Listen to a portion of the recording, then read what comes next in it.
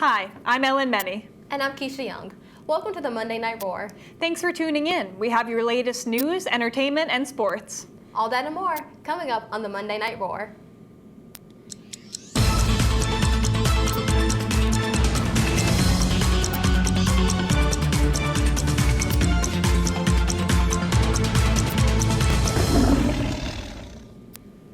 On Friday, the Clemson Art, Architecture, and Humanities Department kicked off its series Race and the University. The series of events will include dialogues, student-led events, speakers, movie showings, and more. The next event, Campus Conversation, the White Stamp of Approval, will be on Tuesday, January 27th at 7 p.m. in Brackett Hall, 120. The event will discuss how international students view white, black, and Latino American cultures. In addition to Tuesday's event, the series will also include a lecture by Monica Williams-HUDGENS, who is the granddaughter of Strom Thurmond. Her lecture is titled, My Legacy to You is the Discovery of Your Lineage, Reckoning the Strom Thurmond Lineage with My Family's Legacy. For a detailed list of all the events, go to www.clemson.edu/CAAH/race. Clemson's Chief Diversity Officer Leon Wiles has been imperative in creating new diversity and inclusion initiatives for Clemson. I sat down with Mr. Wiles and discussed some of the events and opportunities he has planned for our school.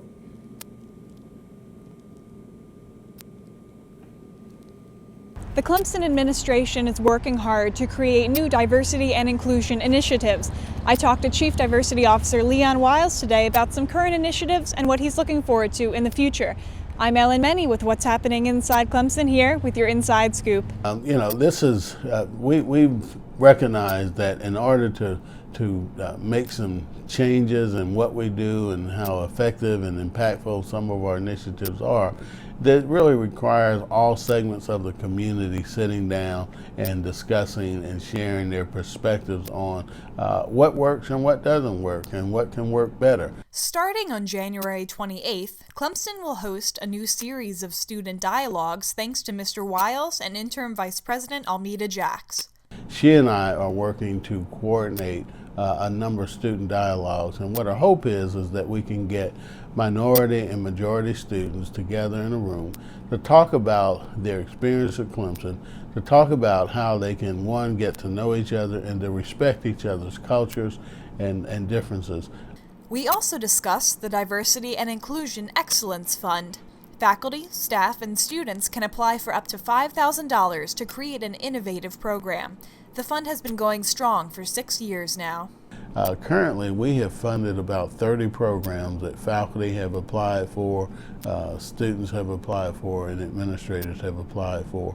And they run the gamut from bringing in speakers to having special workshops. I think we have a group that's going to Tuskegee this weekend that received some funding. The Tunnel of Oppression received some funding for that effort. So, in the future, we can look forward to a Diversity Council, a new Diversity and Inclusion Award, and other new initiatives.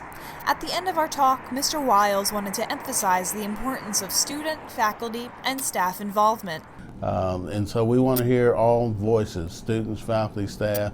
It's not something that one segment of the community can do. It requires everyone participating. We're sort of all in this together. We're all on the campus together, and we've often talked about a One Clemson, and this gives us an opportunity to create that kind of cohesive campus environment where everyone has been able to have some input. I'm Meny with what's happening inside Clemson. Clemson's Associate Professor of Genetics and Biochemistry, Alex Beltis, and Associate Professor of Electrical and Computer Engineering are both members of the scientific team that has just been awarded a $1.4 million grant from the National Science Foundation to help meet the needs of the genome community. The Triple Gateway project will be in addition to the already existing cyber infrastructure to enhance the manageability of big data regarding genomes. The project, which is being led by Washington State University, is one of only 17 grants totaling a whopping $31 million.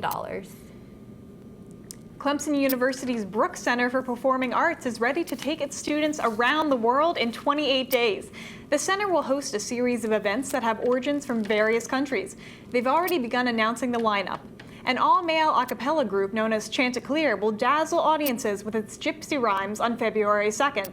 The Clemson players will perform Eurydice, a retelling of the Orpheus myth told through the eyes of the heroine, on February 19th through the 21st. And backed by popular demand is traditional Irish music troupe Danu. The ensemble will take the stage on February 26th. For ticket information, contact the box office manager by phone or by email. The Brooks Center is also offering free admission to the Urban Bush Women Dance performance on Tuesday, January 27th at 8 p.m. Students who arrive 1 hour before showtime and show their Clemson ID at the box office will receive free admission. Urban Bush Women is a professional dance ensemble made up of female members of the African diaspora community. They use dance to bring unknown and untold stories to light. For more information, see Brooks Center webpage. Now let's check in with Gabby Bates for this week's sports updates. The Clemson men's basketball team faced Wake Forest this past Saturday in Littlejohn. The Tigers won 59-57 against the Demon Deacons. It came down to the last second of the game with Rod Hall getting a steal, allowing the Tigers to regain possession. Hall drove the lane for a layup and missed the layup. With only 0.5 seconds left, Josh Smith was able to get the rebound and put it back up to score and give the Tigers their victory over the Demon Deacons. Freshman Dante Grant led the scoring for the Tigers with 13 points and 7 rebounds. The Tigers now 11-8 overall and 3-4 in the ACC. The Tigers will face North Carolina State the 28th in Raleigh. The 14th ranked women's tennis team defeated Purdue 5-0. With this win, the Tigers will now secure their spot in the ITA National Indoor Championship. It is the second time the Tigers have qualified for this spot. Now for your other sports. We have the Super Bowl coming up this Sunday with the Patriots facing the Seattle Seahawks. As many of you know, the Patriots are thought to have cheated in the AFC Championship against the Colts.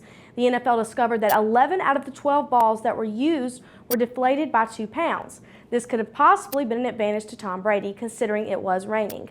The NFL has yet to respond to the situation. Duke's famous 67-year-old Coach K received his 1,000th career win Sunday, making him the first NCAA Division I men's coach to reach this part of his career. Number 5 Duke was able to defeat St. John's 77-68, giving Coach K his 1,000th win. For all you Kobe Bryant fans out there, we have some very disappointing news. The Los Angeles Lakers are expecting Kobe Bryant to be out for the rest of the season with a torn rotator cuff. Bryant suffered the tear during their game against New Orleans. Sources say he had been dealing with the injury before this game.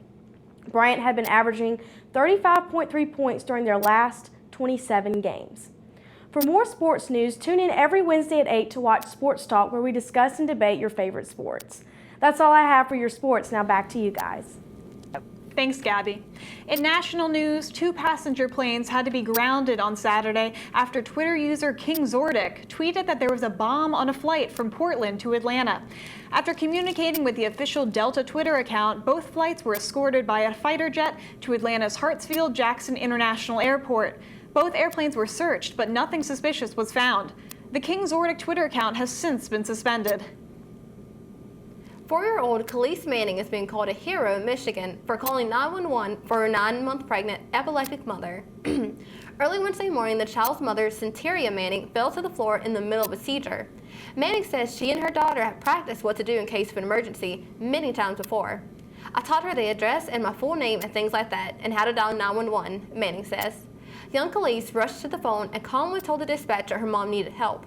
When ambulances arrived, Khalees was wearing a big sister shirt and was waiting beside her mom. Both mother and child are okay. NYU student Jamie Castano was arraigned for reckless endangerment and first-degree assault last Monday after setting his sleeping classmate on fire and then Snapchatting the event. Castano recorded himself singing as his classmate was on fire and then showed her waking up and attempting to put out the flames. The attack occurred in August but was formally reported in October. Castano has since been expelled from NYU, while the victim is currently studying abroad. Beginning tonight, a historic and destructive winter storm and blizzard will most likely hit areas of Massachusetts. The storm will include heavy snow, strong winds, and freezing rain, according to state emergency officials. Parts of New York and the city of Boston are in the storm's path. Meteorologists say the storm won't let up until Wednesday. Officials are advising against travel and are urging people to stay in their homes. The Massachusetts Emergency Management Agency are calling the conditions impossible and life-threatening. The actual amount of snow that will fall is unclear, but the National Weather Service is predicting 1 to 2 feet. Movie buffs rejoice. AMC Theaters will be showing an Oscar-nominated Best Picture marathon on February 14th and February 21st. The Grand Budapest Hotel, Whiplash, Birdman, and Selma will be shown on the 14th, while Boyhood, The Theory of Everything, The Imitation Game, and American Sniper will be shown on the 21st. Tickets for each day are $35. The closest AMC theater to Clemson is in Anderson. A Texas dog named Blue that vanished last year has been returned to its owners after being found nearly 1,100 miles away in Indiana. 69-year-old Joanne Navarro says the dog was stolen from her backyard in May. Navarro told reporters that she never thought she'd see the dog again until about a week ago when the Kokomo Humane Society called her to say a stranger had dropped off her 3-year-old pit at a shelter 40 miles north of Indiana. A microchip implanted in Blue led to Navarro. 2 retired Texas sheriff's deputies drove to Indiana to retrieve Blue for Navarro. Now here's John Oliver Valentin with your entertainment news. At last night's SAG Awards, Debbie Reynolds accepted the Lifetime Achievement Award for her work in cinema. Reynolds' daughter, Carrie Fisher, presented her mother with the award. The award is the union's highest honor given to a SAG actor for their career achievements and humanitarian accomplishments. Reynolds' career has spanned over 60 years, earning her Oscar, Tony, Emmy, and Golden Globe nominations. You can watch the whole award show on TBS.com. Is it true that Lindsay Lohan may be going back to prison? Well, the actress is going into court next week to report her hours for community service. Allegedly, Lohan has not completed the necessary hours needed. There are reports that the prosecution may be asking for jail time, but Lindsay claims the reason she was unable to complete the hours was because of a recent illness. And Lindsay does not seem concerned because on Saturday, she posted a half-naked selfie mocking her disease. Blake Shelton appeared on SNL this past Saturday. Shelton did a fantastic job on the show. Maybe an acting career is in his future. I mean, he does pretend not to cheat on his wife every day. Kanye West is not the only hip-hop artist to collaborate with Paul McCartney. Rihanna dropped a single with the Beatles singer and announced it this past Saturday. The title of the track is 4 5 Seconds. Kanye West also offers his rapping skills to the song. The song is very toned down and features McCartney's impressive guitar talents. The track is available on iTunes, so make sure to take a listen. And congratulations to Tina Fey, who's getting a new show on Netflix. The title of the show is The Unbreakable Kimmy Schmidt. Now, Ellen has more Netflix news for you. Thanks, guys. Thanks, John Oliver. I don't have any Netflix news, but however, I do have some unfortunate news coming out of Yemen. Yemen's president, prime minister, and cabinet all resigned last week. This resignation comes after a militant group called the Houthis shelled the president's house and stormed the presidential palace. The Houthis have been in conflict with the president's party for months, demanding more political power. Yemen was known for its successful counter-terrorism measures, thanks to the former president. On Tuesday, Australian officials say that a fishing trawler pulled up a 6-foot-long frilled shark in waters near Lake's entrance off southeastern Victoria. With the look of something out of a horror movie, scientists are saying this rare creature may have inspired ancient tales of sea monsters. The frilled shark has a gaping tooth-filled mouth and a slender, eel-like body. It's often called a living fossil because it supposedly changed very minimally over the last 80 million years. The fish also resembles ancestor species that lived during the time of dinosaurs. Simon Bogue, who's a member of Australia's Southeast Trout Fishing Association, told the Australian Broadcasting Corporation that no local fisher had ever seen the creature before. The last frilled shark sighting was back in 2007 near Japan. Saudi Arabia's King Abdullah died at age 90 this past week. Abdullah was known for being one of the United States' strongest and most strategic allies. His 79-year-old half-brother, Crown Prince Salman, took the throne after his death. Many are concerned that the king's death could bring about a change in oil prices. Prince Al-Walid bin Talal, the king's late nephew, spoke with CNBC and said that oil will never see $100 again. Pauline Kafferkey, the first person diagnosed with Ebola in the UK, has been cleared to return home. Kafferkey contracted Ebola while working with Save the Children at an Ebola treatment center.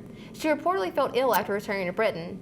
5 days after being in the hospital after being diagnosed in December, doctors said her conditions were critical and doubted she'd even live. That being said, Kafferkey's recovery surprised many people and called for celebration. Prime Minister David Cameron was among those rejoicing for Kafferkey. He tweeted, "Great to hear Pauline Kafferkey has been discharged from the hospital Saturday afternoon." The European Central Bank announced a $1.16 trillion recovery program for Europe's struggling economy. The plan involves quantitative easing, which involves printing a large amount of euros. An excess of euros lowers the price of the currency, which the ECB hopes will encourage people to buy, spend, and borrow. The ECB is also encouraging European Union countries to buy government bonds to act as protection against economic failure. Spanish authorities arrested 4 individuals suspected of being members of a terrorist cell on Saturday morning in Madrid. Spain's interior minister claims the group members were all well trained and were ready to attack at any given moment. The suspects, who were of Moroccan origin, were given psychological training as well as artillery handling training. Interior Minister Jorge Fernandez Diaz told reporters they were willing to carry out an attack and, according to the police, to blow themselves up. Lastly, let's check in with James for the weather. Thanks, guys. Let's take a look at your weather for the rest of the week. It's going to be fairly warm for the rest of the week. Highs in the mid to upper 50s, lows in the mid to upper 30s. We're not going to see a lot of rain this week, maybe a little bit of rain on Sunday because of the winter storm coming our way. But it's just going to bring us a little bit of rain, maybe some snow next week, but I don't expect much. Taking a look outside your window right now, it is a cool 42 degrees, the answer to life, the universe, and everything. Winds out of the west at 11 miles per hour, so that created a nice little wind chill for us today, about 32 degrees. Humidity of 40%, so just your typical cold and dry day in the south. Let's take a look at your radar. There is nothing much in the Golden Corner area. We're not going to see much rain until Sunday, but there is some precipitation up in Tennessee and North Carolina. They're going to get a bit of snow tonight. Taking a look at our Tiger Vision exclusive winter storm, Carl, named after our producers Katie's fish, who died last week. May he rest in peace. Anyways, taking a look at this storm, we have an area of low pressure out in the Atlantic Ocean, bringing precipitation and cold air into the northeast. Boston over here is going to see about 3 feet of snow over the course of this storm, and New York City is going to see about 2 feet. Surrounding areas, about a foot of snow. So that's a lot of snow for them. There's no doubt about it. Yes, snow. Lots of snow. Okay, back to you guys. Thanks, James. Who knows? Maybe we'll get to see Winter Storm Carl. That's all for tonight. Thanks for joining us, Clemson. Be sure to like our Tiger Vision Facebook page and follow us on Twitter. Have a great night, and remember, stay classy, Clemson.